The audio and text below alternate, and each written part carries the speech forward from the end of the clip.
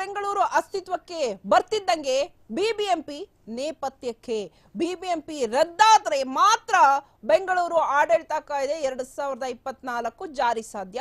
Greater Bengaluru ಪ್ರಾಧಿಕಾರದಲ್ಲಿ ಭೌಗೋಳಿಕ ಚಿತ್ರಣವೇ change. ಒಂದಿದ್ದ ಪಾಲಿಕೆಯ ವ್ಯಾಪ್ತಿ 3 ಪಾಲಿಕೆಗಳಾಗಿ ವಿಂಗಡಣೆ, ವಿಸ್ತರಣೆ. ಗ್ರೇಟರ್ ಬೆಂಗಳೂರು ಪ್ರದೇಶಕ್ಕೆ ನೇಮಕಗೊಳ್ಳಲಿದ್ದಾರೆ ಆಡಳಿತಾಧಿಕಾರಿ.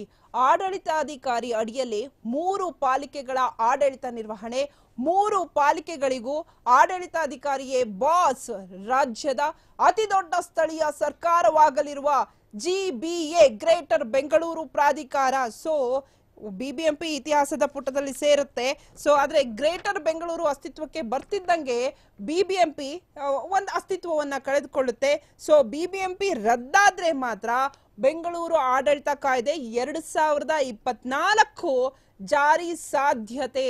ಸೊ ಗ್ರೇಟರ್ ಬೆಂಗಳೂರು ಪ್ರಾಧಿಕಾರದಲ್ಲಿ ಭೌಗೋಳಿಕ ಚಿತ್ರಣವೇ ಚೇಂಜ್ ಆಗುತ್ತೆ. ಒಂದಿದ್ದ ಪಾಲಿಕೆಯ ವ್ಯಾಪ್ತಿ 3 ಪಾಲಿಕೆಗಳಾಗಿ ವಿಂಗಡಣೆ ಆಗುತ್ತೆ, ವಿಸ್ತರಣೆ ಆಗುತ್ತೆ. ಗ್ರೇಟರ್ ಬೆಂಗಳೂರು ಪ್ರದೇಶಕ್ಕೆ ನೇಮಕಗೊಳ್ಳಲಿದ್ದಾರೆ ಆಡಳಿತಾಧಿಕಾರಿ. ಈ ಆಡಳಿತಾಧಿಕಾರಿಯೇ ಈ ಆಡಳಿತಾಧಿಕಾರಿ ಅಡಿಯಲ್ಲಿ 3 ಪಾಲಿಕೆಗಳ ಆಡಳಿತ ನಿರ್ವಹಣೆ ಬರುತ್ತೆ. ಆ 3 ಪಾಲಿಕೆಗಳಿಗೂ ಇದೇ ಆಡಳಿತಾಧಿಕಾರಿಯೇ ಬಾಸ್ ಆಗಿರ್ತಾರೆ. ಬಾಸ್ ಯಾರು ಹೇಳಿ? ಆಡಳಿತಾಧಿಕಾರಿ. ರಾಜ್ಯದ ಅತಿ ದೊಡ್ಡ ಸ್ಥಳೀಯ ಸರ್ಕಾರವಾಗಲಿದೆ ಜಿಬಿಎ.